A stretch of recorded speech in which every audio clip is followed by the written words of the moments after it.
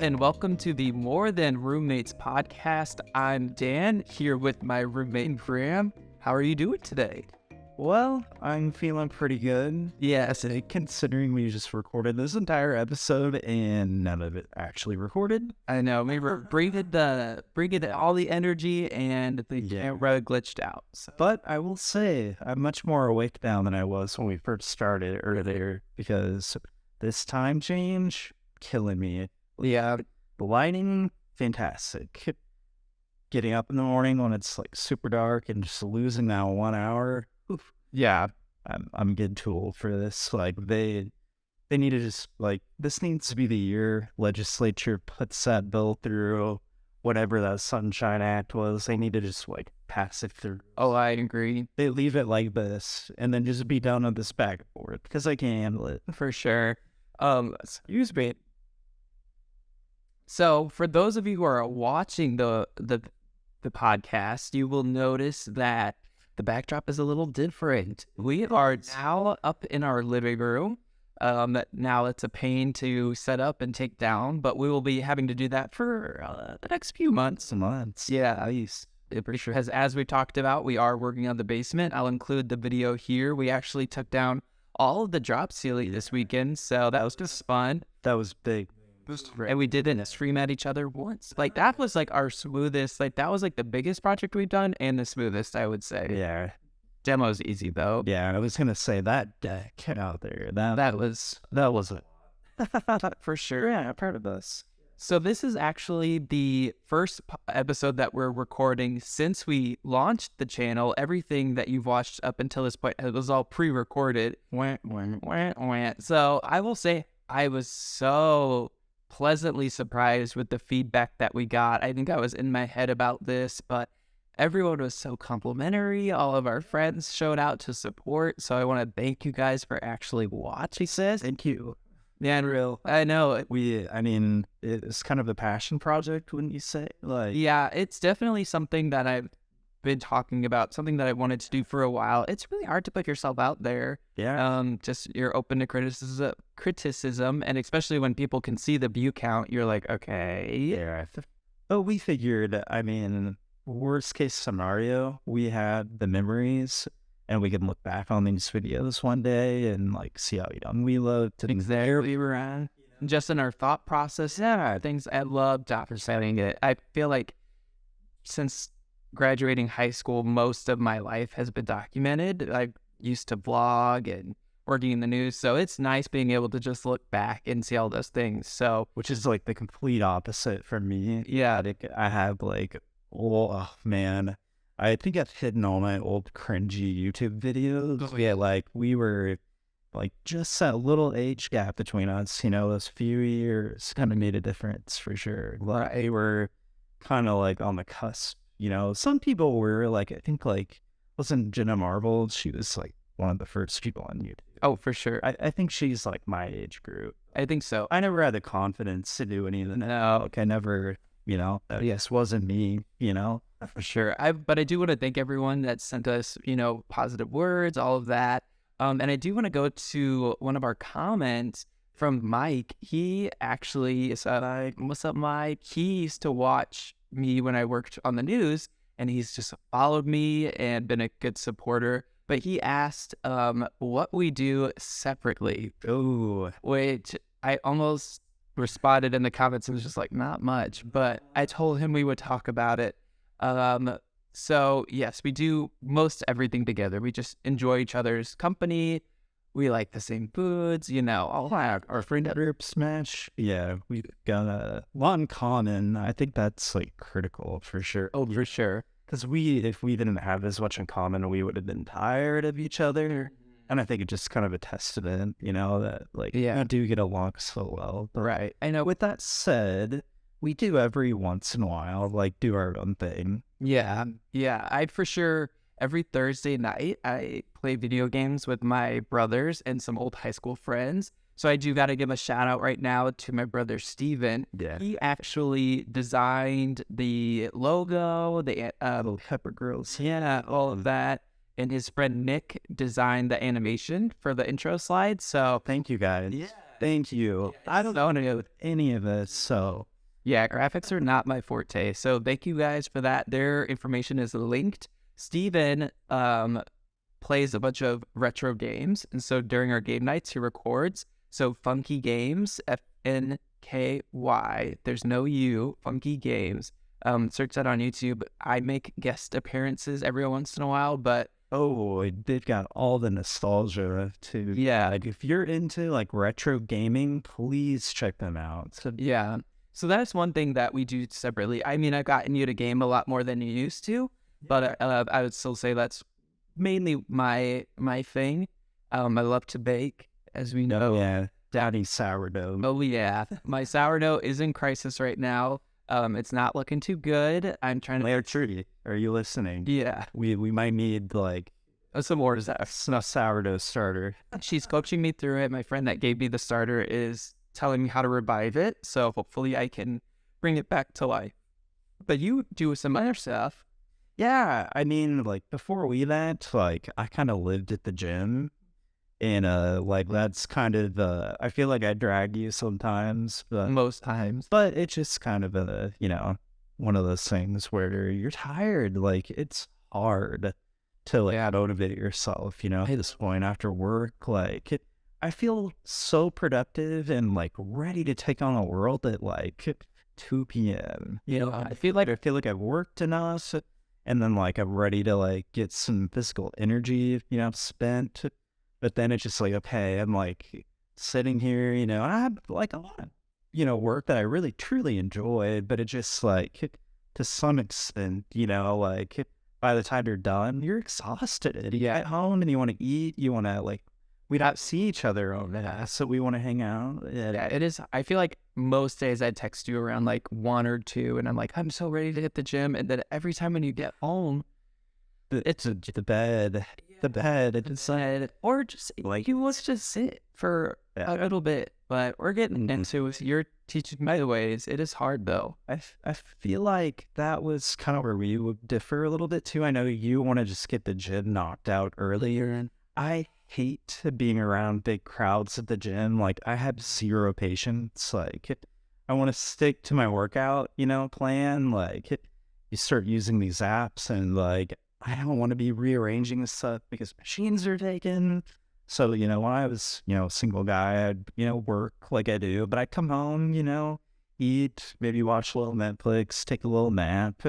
And I'm kind of like a later gym goer. So, yeah, I'd rather just get it out of the way. But yeah, so sometimes I'll do that on my own. I do like to roller skate on my own. So yeah, I love roller skating with you too, don't get me wrong.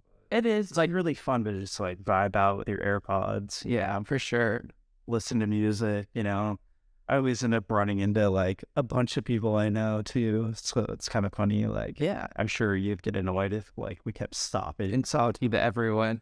Very cool. But one of our listeners, a friend from high school, Katie, she actually, or Caitlin, she actually saw me eat it because I saw her. I was like, hey. And then I was like going downhill, and this is like knowing how to like stop. We talked about this a little bit, but yeah, I'd be causing you to fall for sure. Oh my gosh, you almost took me down last summer. You fell and you grabbed my backpack that it like pulled me back, pulls yourself up, and it was a natural reflex. So there is no malicious intent. I know, but I'm so sad. I was surprised I'd kept us both up. Like I thought I was both going down. She's a really aggressive stretch. She went to work today. She goes to work later. I am. Yeah, I think we told everyone that, right? Yeah, I think we had. But if we haven't, yeah, she's a working girl, a couple days a week. The good old hybrid, and take your poochie to work any day you want to take her. Yeah, so I am going to pause it really fast just because now I'm paranoid that it's not recording. So give us 1 second. That is fair. Okay, so we wanted to talk about for this episode first jobs. We've talked a lot about me being a reporter, but we want to take it back to the high school days. High school, Graham and Dan. Oh, yeah. So what jobs did you have? Food industry, baby. Oh, yeah. Sandwich artists over here at the Q. I won't drop the full names. Okay. I don't know for Kim. Can I? drop the name? I mean, If you want to. I mean, it's like the franchise center I worked at is long gone. Yeah. But yes, Quiznos is still around, and I really miss their food. I'm not gonna lie, I worked there for probably 2.5 years. Not once did I ever get tired of their food. I don't have ever eaten at Quiznos. Best sandwich place for sure. We had one for a while, but it did go out of business quite early. So then they went to Subway. Yeah, there's a reason for that, but we can, that's kind of another story for probably not this podcast. Yeah. We want to talk about the fun stuff. So you worked at Quiznos. Yeah, so I started when I was 16, going on 17, and I think I worked there until I was 19. So I caught like tail end of like, I think like my sophomore year of high school. No, junior year, I think. But I worked there like 2 years in high school for sure. Okay. And what else did you do?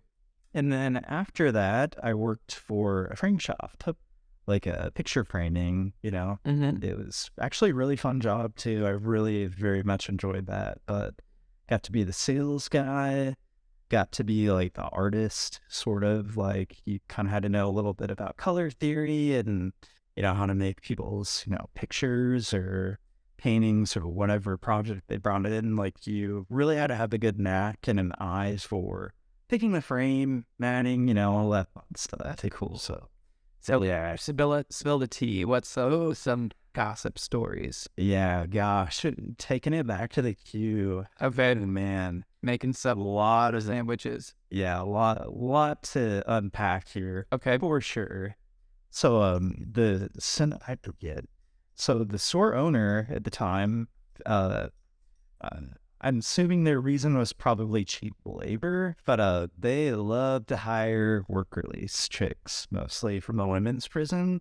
Okay. And there was also, I think, like one guy from the prison at one point who I'm pretty sure wanted to stab me at one point. But they do this to like kind of allow the people to get back into society, but just helps it integrate them for sure. Just some experience that shows, hey, they're working and they're ready to like get back and integrate themselves into the world. So, and I actually met a lot of cool people. Like, I really don't think there was one that I didn't like. yeah. Than all, but There was one that really liked you, right? a couple, I think. I don't know. There is one. I think she went to prison. I don't know if she like. I don't know if I'm gonna say all that. Okay. Yeah. But yeah, she very pretty. Yeah. But Cool. I will say probably like the wildest story from this whole existence of my time at Quiznos was we like ran out of, I think, like lettuce or tomato, or like we were really low on stuff. And the chick who was on work release was like the ship lead, and she sent me over to Hy-Vee to like pick up, some extra permits or whatever, right? So she gave me a list, and then she also wanted nutmeg, which I thought, okay, like we don't use spices here, like everything is either like a dressing base or, whatever, right? Right. So I was like, what is a nutmeg for? And she's like, oh, just get it. Don't worry about it. And I'm like, okay, like, can you give me the money? Show me the money. No. So got back, got everything unpacked that we needed, to kind of get through the lunch rush or dinner rush or whatever it was that night. And I was like, okay, what are we doing with this nutmeg? Like, is this like the secret sauce? No. It turns out you can get high on nutmeg. Oh my God. And she told me that if you ingest like, I don't know, like I've never snorted or done nutmeg. Or I don't know if that's how they do it. I could have just made that up. But that's what this person said. I was like, wow. Geez, I guess I could kind of see that. That's wild. So that's crazy. But my first job, I worked at an ice cream shop. It's frozen custard, which there is a difference. I don't know the difference, but there is a difference. And it's eggs, right? Don't they just put eggs? I know there was an egg shortage and it was affecting us. So there's something in there, but maybe there's egg and ice cream too. I don't know. We'll look that up. Different than froyo, but it is frozen custard.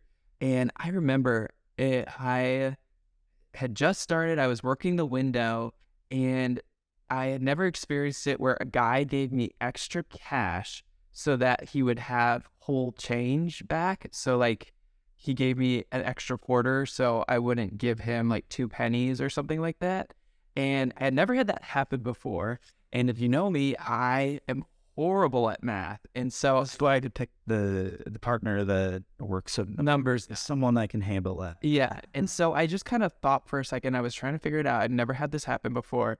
And he looked at me and he's like, "You go to public schools, don't you?" Like, burn. I was like, dude, that was uncalled for. True. But Yeah. that stuttered me. Honestly, like I grew up Catholic, so I went to private school all the way through, and I feel like I had a really great education. Like me versus my brother who went to public school, I had always had so much more homework than he did. But what always astounded me with public school, I felt like you had like a lot more opportunities. Like he could have taken like auto shop, like that was not anything we could have taken. Like it seemed like the curriculum had like more opportunity for different. So I don't really understand the hate. I mean, No, I feel like it's maybe just a general state. Yeah, I stand by it, but it's just like it's come at me. I was like, that stuck with me. And then another instance was, so it was a tiny little shop where all the customers were on the outside and we were on the inside. So they would come up to the window and it was just a 1-room thing. And one summer it was stormy. It was horrible. And the tornado siren started going off. So we all 6 of the employees go into the walk-in freezer because it's the safest spot. And the sirens are going off. It is just like the wind is whipping around.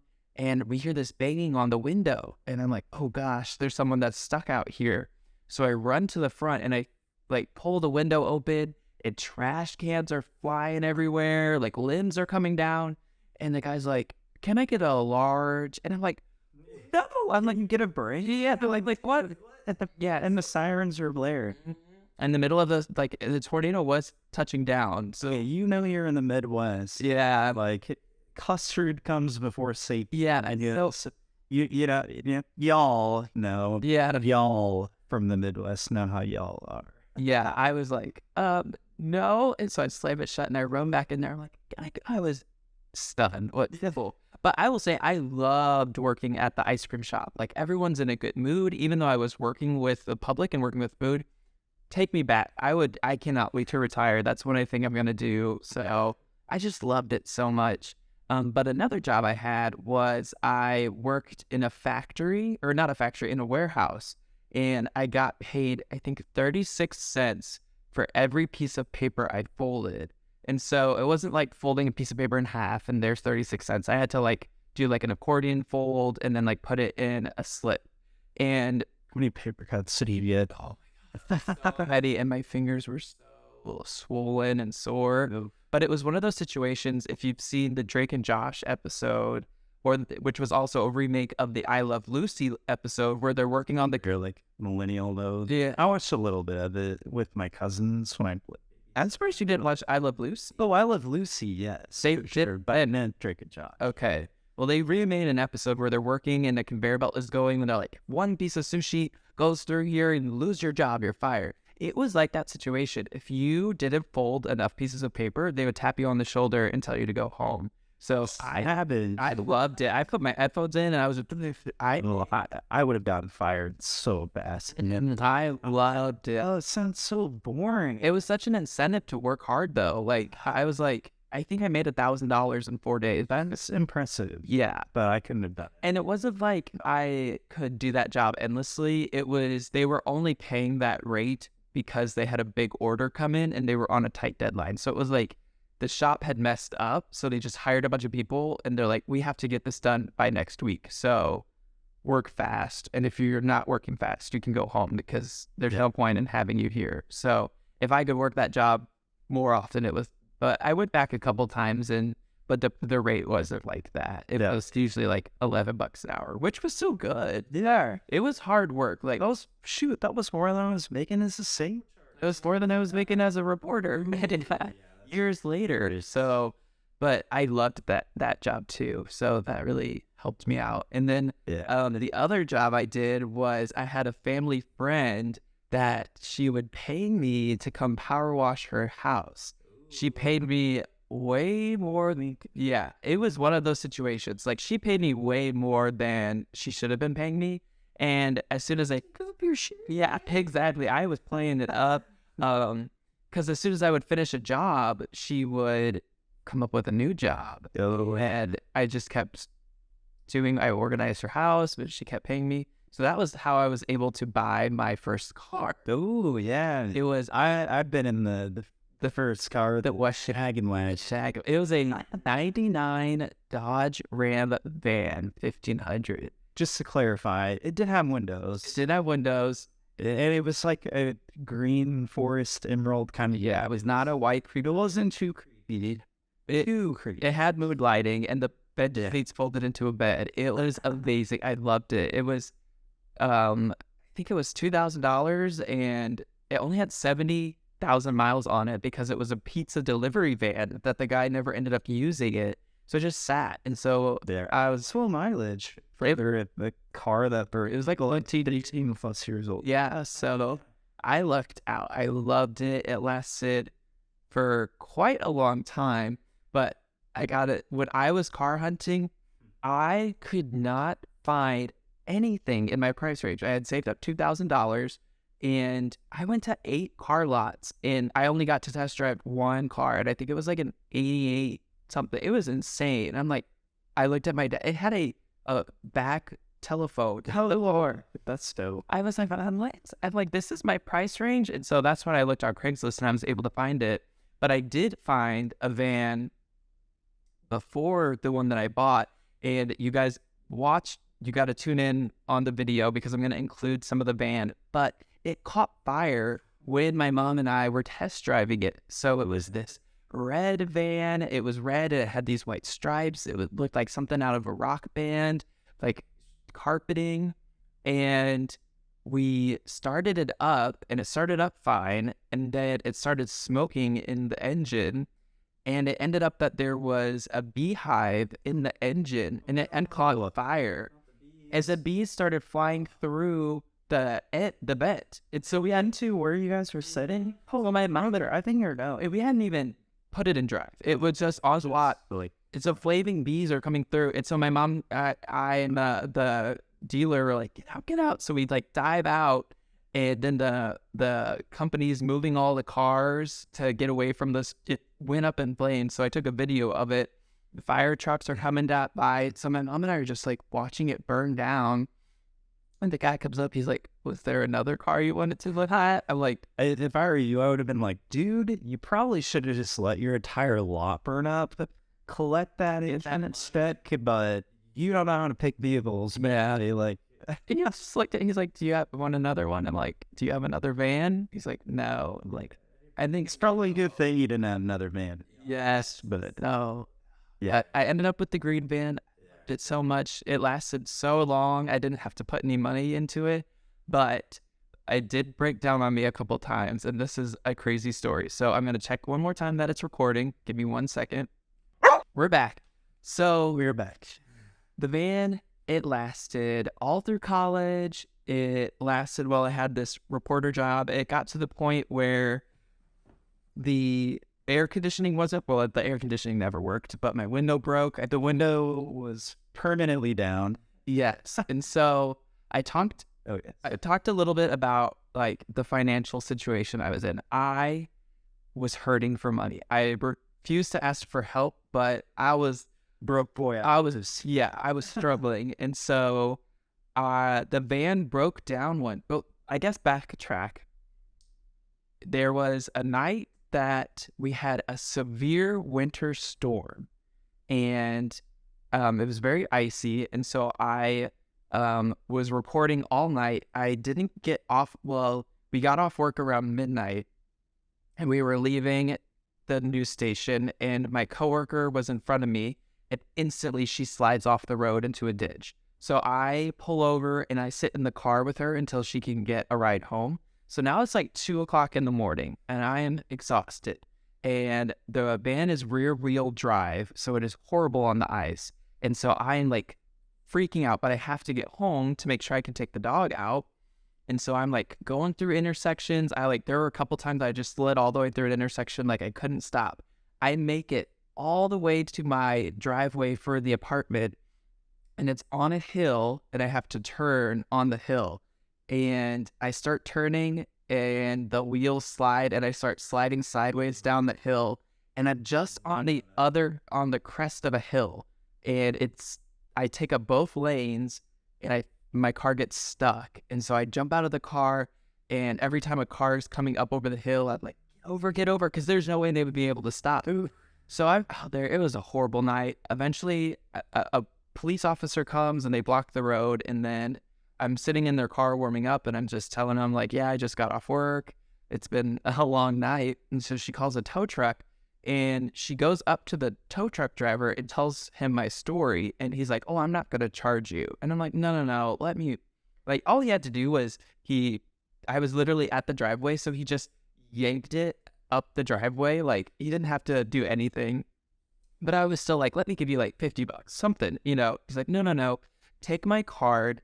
And if you or your friends ever get in trouble, please use my tow service. I'm like, that's fair. I got you.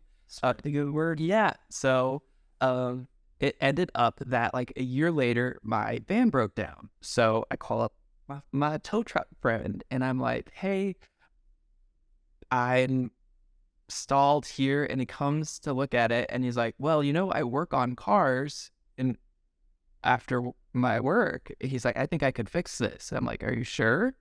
He's like, yes. So I'm like, okay, well, if it starts to get too expensive, like, you gotta call me, because I don't have money to like dump into this. And then if it still doesn't run, I'd be out of luck. So I gave him $200 to run off of. And I was like, call me once you know more. And so he drives me home and drops me off. And where we live, there's no Ubers. Like, there's very limited. It was $30 to Uber to work one way. So I was spending $60 Ubering back. You wouldn't make 60 a day. No, this was the most like stressed out I've ever been, because there was obviously a big bill coming from the van, and then I was draining my bank account, and I worked odd hours. So you can only get so many free rides from friends. And days passed, and I didn't hear from this guy. So I started calling him. I didn't hear from him.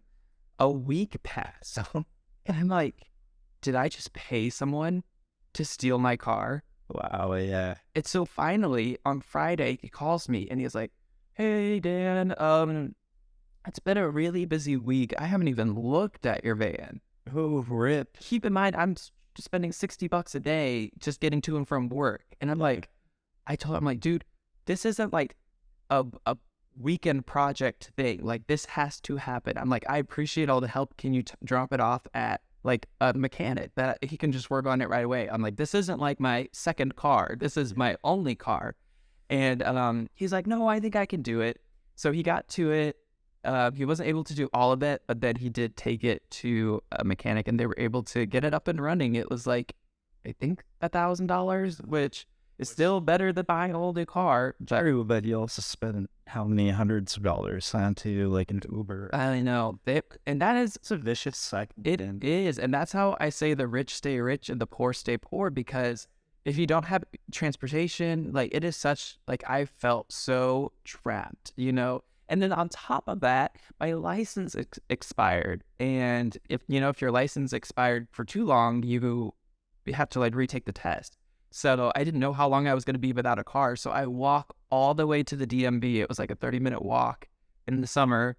And I didn't have a fourth piece of identification. And so they're like, no, you can't get it. I was like, I freaked out. I pulled something up, and I was like, can you scan my phone? And they're like, no. I've never been so defeated. It was just, I know. I'm not a Karen, but I was just like, please. I remember I walked out.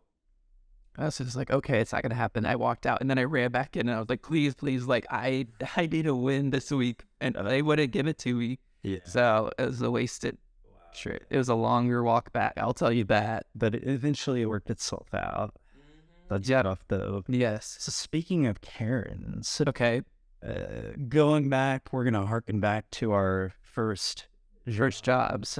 Yeah, so I definitely remember my first Karen. I kind of hate the term Karen. It is. It's kind of Laid out. Yeah. We'll just say Yeah, bro. rude customer. Okay.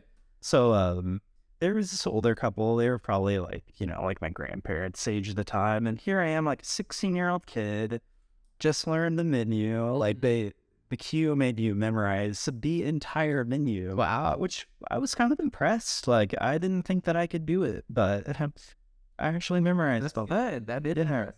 But anyway, so I'm the one, like they're trying to train me to like, they had two people on the first line, one that would like cut the bread and put the meat on or sauce or whatever.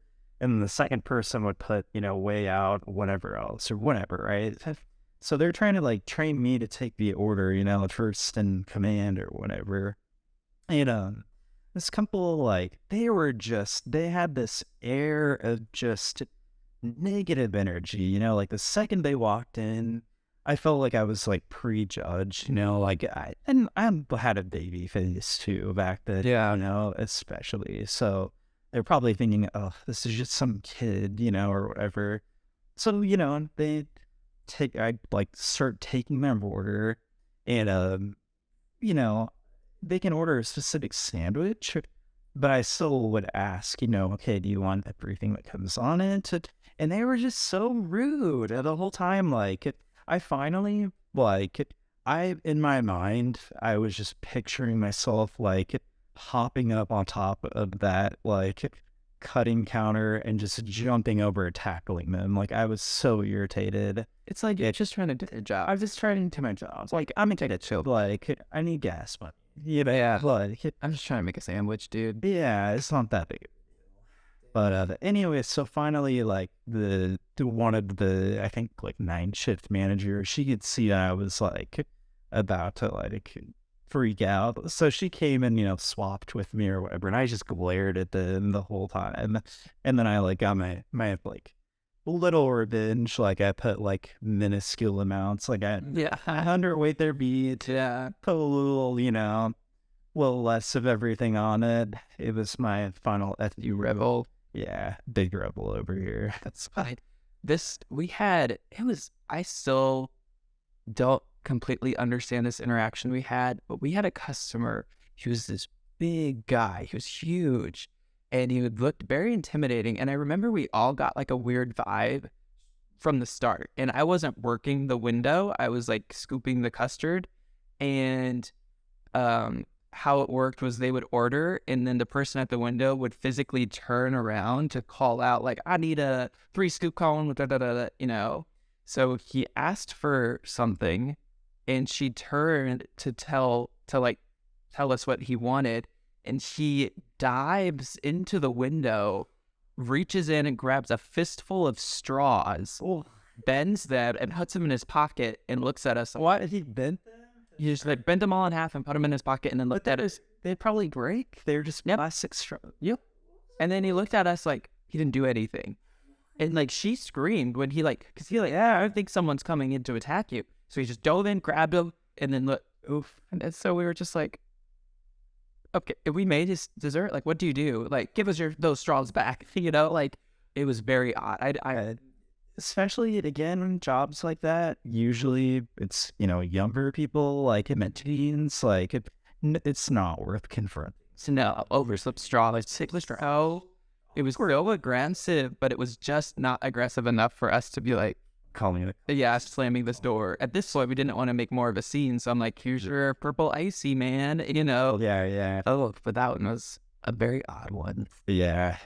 Man, I have so many stories. I know. So I'm going to backtrack again. And remember how I told you there was one gentleman who was from like work release from like the men's prison? Mm-hmm. The one that wanted to shank me, I'm pretty sure. Okay. So picture this. It's like summer and we're staying open late and there's like this whole huge mad rush of people just in and out all day long. Like usually there'd be like some dead times, like an hour at least where whoever was trying to get the dishes on could go catch up. But all day long we're just flying through like these big, like, I don't know, they were like 4 quart, or I don't know how big they were. They were probably way bigger than that. I'm not very good at measurements, but we went through all these meat containers, and I'm not even kidding. They were stacked. There were like multiple stacks, pretty much floor to ceiling. And that wasn't everything. Like there was other stuff, like just sitting there pending to be washed, right? Mm-hmm. So the dude from, work release, I think his shift like started at like 5, and I think I worked like 2 to like 10 or like 2 to 11 p.m. or something, which, by the way, that's kind of a ridiculous shift for like Teenage. that's teenager, I didn't have, at least it was the summer and I didn't have class or anything. But anyway, so the dude comes in, and dinner rush kind of happens, and the store manager, or not the store manager, but whoever was running the store that night, like immediately put him on dishes, and then I think they kept whoever else was there during the day. They stayed late too because we weren't going to get everything done, right? Wow. So eventually we were running out of clean sandwich screens, which they're like little mesh metal things that we would put the sandwich on, and it would go through the toaster to, like, that was like the whole shtick with Quiznos, right? The toast. Yeah. Yeah. But anyway, so I think I took like a container back to like give him to wash, and he like was busy with his hands, deep in dishes. So I tried to like gently just set it down. I knocked everything over. Like it came down like Jenga. They were like hollow buckets just like bouncing everywhere. And this dude goes, "Oh, you mother," and I was just like, and I like started laughing. Like I didn't know what to do. Yeah, the big thing I nervous. It wasn't even nervous. It was kind of funny though. But like when I actually walked away, I was like, "Dang, that was funny." But I was kind of worried for my safety for a minute there. Oh God, that is horrifying. Yeah. Okay, I think I've got my last one, and then we could wrap this up. But we had one day that was like our Super Bowl. We were the busiest. We braced for this day. So think about it. Everyone comment what holiday you think is like the biggest in the ice cream world. Do you have a guess? Ooh, but what if I spoil it? You told me.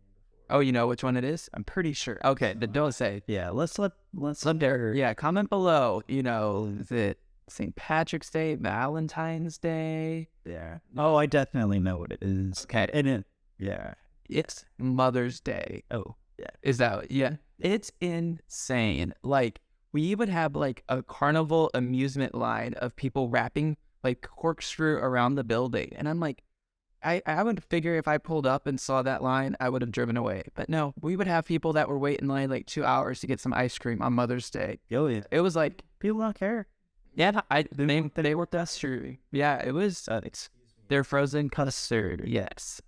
And I would have gotten fired for saying that. No, but yeah, it was insane. We would always be like, that was like the worst day of the year. Everyone would be pulled in that day. It was crazy. Okay, I think I've got one more story with my other job when I worked at Michael's in the frame shop. Okay. And I can wrap it up. It was a really funny story about how I quit. I say really funny, but people are probably going to be like, yeah. But actually, yeah, no, I'll tell the story. So and I worked at this job for probably 4.5, 5 years. Like it got me all the way through college pretty much. And then I continued to work there, like even once I got into my field, after I graduated. Yes, I liked it. I had like a solid customer base, people that said they only wanted to come back and, work with me. Wow. So, and I just enjoyed what I did. It wasn't making me rich by any means, but it was so pleasant, Yeah.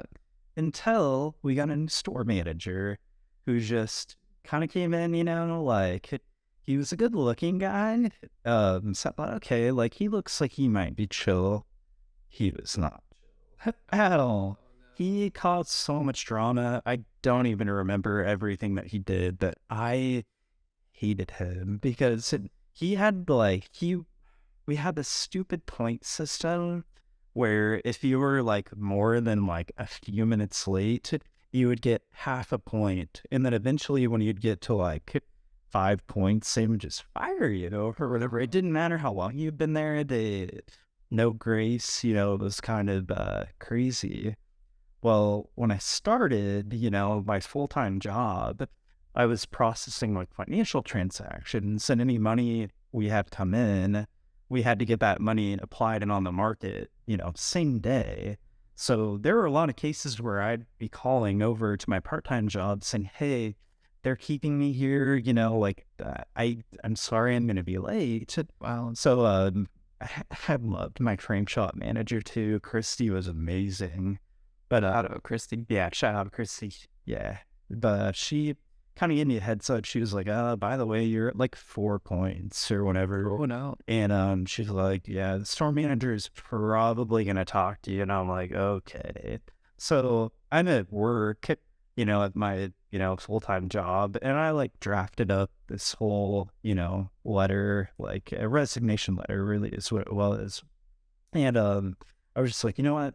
If he's gonna act like this, I don't need to be in that situation, It was just like I was working all day long and then having to go directly to another part-time job and working for 4 or 5 hours. I had like no evening, so I was just like, whatever, it's time to go, right? So I show up to work the next day, and I had that ready to go. And Chrissy was like tearing up because she knew that I had told her, I was like, I'm sorry, Christy, I can't do this. And I love you, but like, I'm done, So she was pretty upset.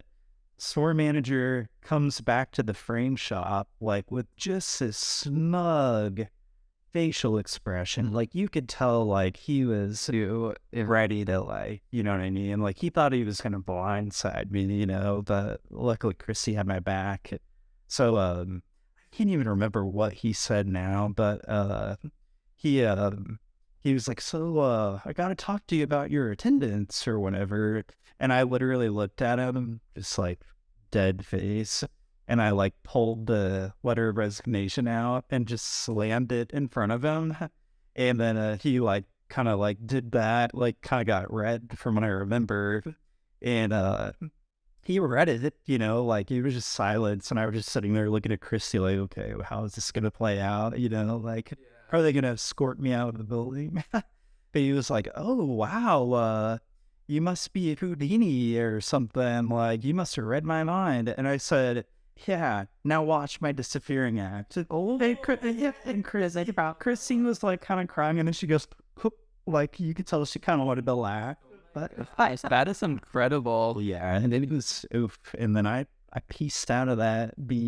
That's awesome. That's incredible. That's like the dream way to exit. I didn't want to burn the bridge, but yeah, and sometimes you gotta do that. Really, like, am I ever gonna work there again? No. Probably. I hope not. Yeah, right? You never know. You never know. But shout out to Christy. Yes, you're back. Yeah, love you, Christy. Well, I think that will do it for episode 5. Yeah, we made it through. Technically, it could be episode 6 since we've had to re-record this one. But thank you guys for watching and listening. We are on Spotify, Apple Podcasts, and YouTube. So please interact. It really helps us out. Like, subscribe. Also, rate us on Spotify and Apple Podcasts. Give us a 5-star. Please. Yeah, we appreciate it. And then comment if you want us to talk about anything. Yeah, we're open for ideas. Whatever you want us to talk about, within reason. Within reason. Yep. Okay, peace out. Bye.